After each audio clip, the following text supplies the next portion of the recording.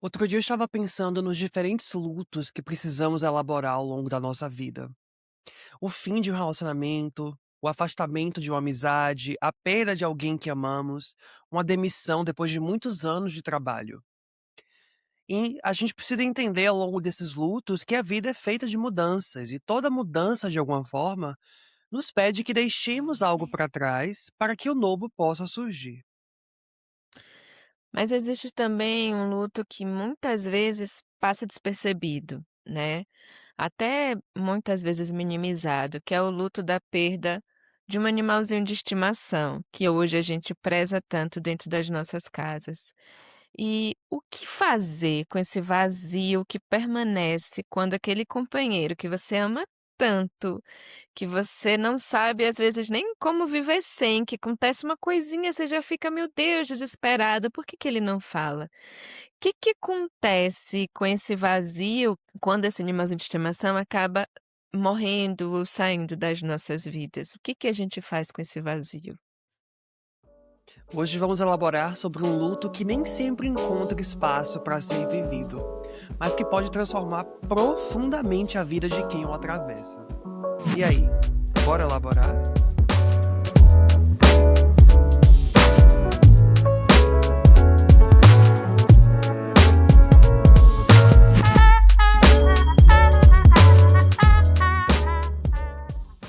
Bem-vindos ao Elabora, um espaço onde elaborar é construir, dialogar e criar novos sentidos.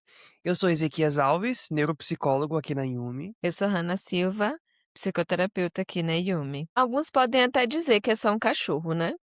Mas hoje eles são membros da nossa família. E por mais Uhum. que a gente tenha dentro de casa, quem olha de fora, né, vê dentro de casa só um gatinho, é só um cachorrinho, é só um passarinho, é só um bichinho. Hoje o nosso cérebro processa vínculos, né, de uma forma diferente. Então o que a gente tem com aquele bichinho de estimação é um laço de um apego muito familiar. Então, no passado, talvez os animais ficassem no quintal, mas hoje, como a gente vê na internet, eles nem sabem que são animais. Às vezes É. eles até acham que são pessoas por dividir esse espaço afetivo conosco, né. E quando a gente convive diariamente com um animal, a gente cria rotina, cria previsibilidade, cria a sensação de segurança, de afeto. Tudo ativa um sistema de apego semelhante ao que envolve todas as relaçõ qualquer relação humana, né. E numa pesquisa feita pela psicóloga Márcia Núbia Fonseca, a maioria dos participantes cria um forte vínculo de apego com seus animais de estimação. E esses apegos são muito semelhantes aos construídos com seres humanos, né, a gente tem o mesmo afeto por eles que por qualquer pessoa, acho que às vezes tem mais afeto até por eles, do que por muitas pessoas que passam na nossa vida. É, exato, né. Então não é exagero dizer que aquele animal fazia parte da família, eles realmente fazem, porque psicologicamente aquele vínculo era muito real. E quando interagimos com o animal, acontecem mudanças neuroquímicas, inclusive, que são muito importantes, ou seja, a forma como o nosso cérebro responde a essa interação também vai nos afetar, né. Uma pesquisa feita por pesquisadores norte-americanos diz que a interação com cães está relacionada à redução de hormônios do estresse. Envolve alterações na ocitocina, que é um hormônio frequentemente associado ao apego e à confiança. Além dos hormônios do estresse que foram reduzidos, existe ainda um aumento da confiança que o tutor tem em relação ao seu pet.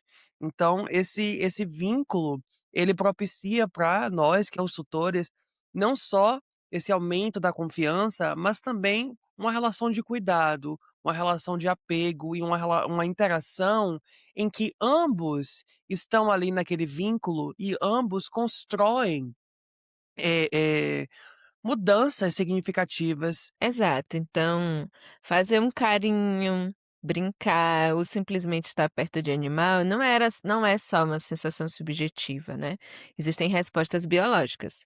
Agora, por exemplo, enquanto eu falo com vocês, eu estou aqui fazendo um carinho na barriguinha de um safadinho. Que não me larga nem um minuto. Então, quando esse vínculo desaparece, não perdemos apenas a companhia, a gente perde uma fonte de vida cotidiana e que regula a gente emocionalmente. Então, chegar em casa e ver aquele bichinho todo animado pela sua chegada, feliz, contente, você pode estar estressado que for, armado quanto tenha sido o seu dia, quando eles latem, que fazem aquela festa, o seu a sua emoção, ela vai se modificando muito singelamente, até que tira um sorriso do seu rosto, né. E o mais difícil é reconhecer que quando a gente perde esse bichinho, muitas vezes, o que as pessoas, veem de fora é que: "Ah, só mais um bichinho, só mais um animal, ah, pega outro", ou frases nesse sentido, acaba fazendo a gente não se sentir autorizado a sentir um luto, por Sim. alguém, por um bichinho que a gente amou tanto, né. No artigo da Márcia Vieira, ela utiliza esse conceito de luto não autorizado, mostrando que muitas vezes esse sofrimento não recebe realmente o reconhecimento social devido, embora apresente características muito semelhantes à perda de pessoas. Então, como a gente falou no comecinho, né, talvez no passado os animais ficassem no quintal, mas hoje com as mudanças das famílias, eles são parte da família.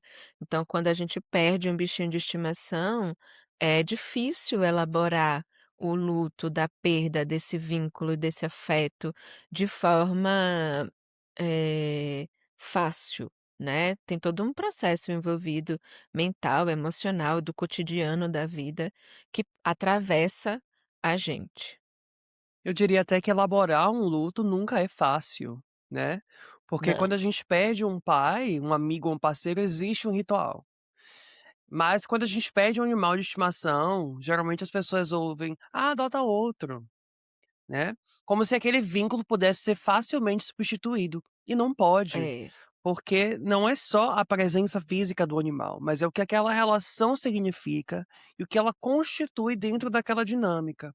Então existem pessoas que moram sozinhas e que têm aquele animal como única rede de apoio. Existem pessoas que têm a sua família e aquele animal é parte de uma família estendida. Então é muito exato. peculiar do nosso tempo essa atualização no relacionamento com os animais. Como seres gregários, sempre construímos vínculos com outros seres humanos e também com outros animais. A diferença do nosso tempo é que agora eles são considerados membros da família. Como o Ronald disse, Uhum. eles não estão mais no quintal, né?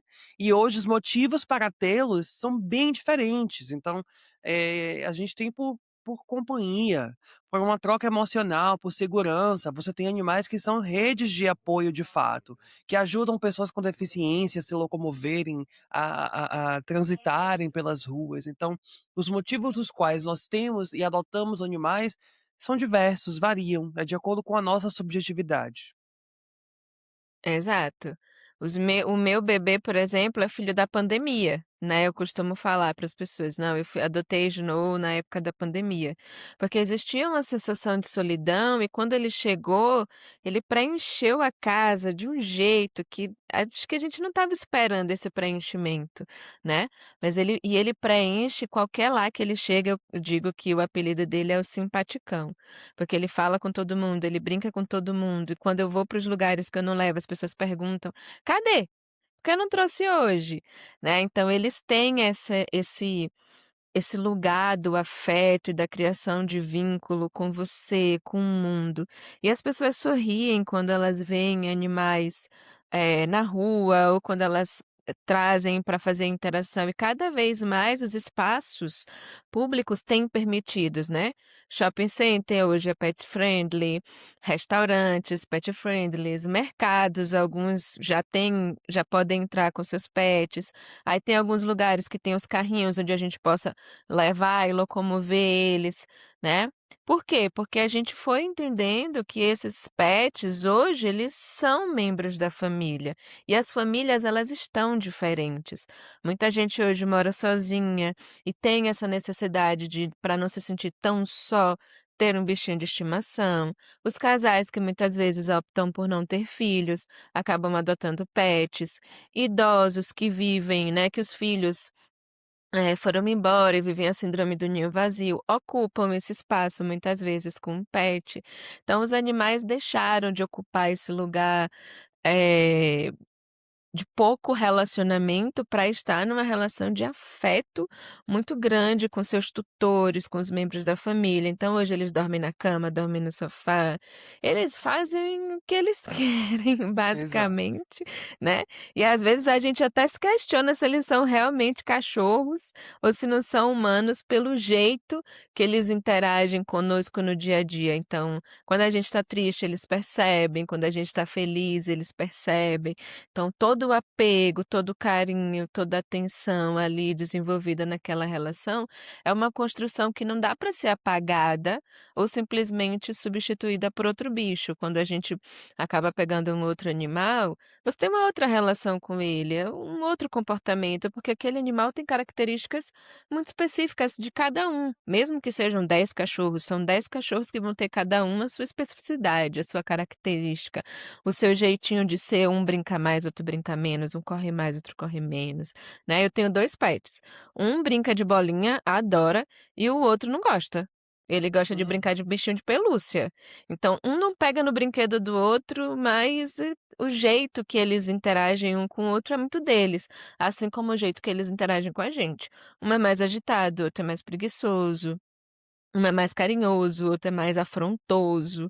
Então, assim como nós temos as nossas características, os bichos que também nos cercam têm as suas por isso não dá para a gente simplesmente substituir os nossos animaizinhos de estimação. E o que eu acho interessante é que, assim, é uma relação puramente projetiva, porque como não há as maneiras de comunicação e as formas de linguagem são diferentes, a única maneira que nós temos de assegurar o que está acontecendo, o que está se passando naquele animal é pela via da suposição. Então a gente supõe o que está acontecendo pela mera observação. Então, hoje em dia, a gente supõe que animais têm comportamentos, a gente não pode falar de subjetividade, porque isso é algo que nós humanos construímos para nós, mas a gente pode falar de comportamentos que são diferentes e que são peculiares de cada, animalzinho. E como que essa relação também transformou o modo como a gente vê outras espécies, outras formas de vivência. Existem plantas, por exemplo, que são capazes de aprender, isso já foi estudado, isso já foi validado cientificamente. Então, o nosso olhar também está menos antropocêntrico, ou seja, a gente considera que o ser humano não é mais o centro e que existem outras formas de vida que também têm a sua expressividade, que também têm a sua, diferença, de certo modo. Aqui também a gente tem 2 pets aqui em casa, a Violeta, que é a minha, o Theo, que é da minha irmã, e é muito diferente, muito nítida, assim, não só por serem macho e fêmea, mas também por um ser mais brincalhão, o outro ser mais, retraído, então, tudo isso também vai mudando a forma como a gente vai, de certa forma, humanizando esse animal, né, porque Humanizando, a gente exato. vai também atribuindo características que são nossas a eles. Então tá chateado, tá com raiva, tá triste, tá cansado, tá com né, assim, então até, antes dessa configuração, a nossa relação era muito de sobrevivência. Então esse animal tá com fome, tá precisando dormir, e o que que é necessário para que ele mantenha a sua subsistência? Hoje, a gente já, atualiza essa relação. O estudo publicado Uhum. no JAMA Network Open acompanhou quase 8.000 adultos e encontrou que, entre idosos que vivem sozinhos, ter um animal de estimação esteve associado a um declínio mais lento da memória verbal e da fluência verbal. Então, isso não significa que o cachorro vai prevenir a demência, mas Não, mostra que esses vínculos podem funcionar como importantes fatores de proteção, sobretudo para aquelas pessoas que vivem sozinhas. Por isso que o luto desses animais de estimação implica elaborar a perda desse vínculo. Então não é o exato. cachorro, é aquele cachorro, né. Então não é o cachorro, é o Snow, é a Violeta, é o Theo, é a Valentina, enfim, o nome que você der. E a relação também que é estabelecida entre vocês 2. Mas o que Ex acontece quando perdemos alguém que ocupava um lugar de afeto na nossa história? A gente sofre porque ali existia um vínculo, ali existia uma relação que agora não existe mais, independente de quem seja. E todo vínculo importante deixa marcas quando termina. Exatamente. O John Bowlby, criador da teoria do apego, ele escreveu o seguinte: "O luto é o preço que a gente paga pelo amor". E essa frase ela nos ajuda a compreender que a intensidade da dor não revela fraqueza, mas sim a profundidade da relação que construímos. Nenhum animal substitui o outro, porque nenhum vínculo pode ser substituído, né?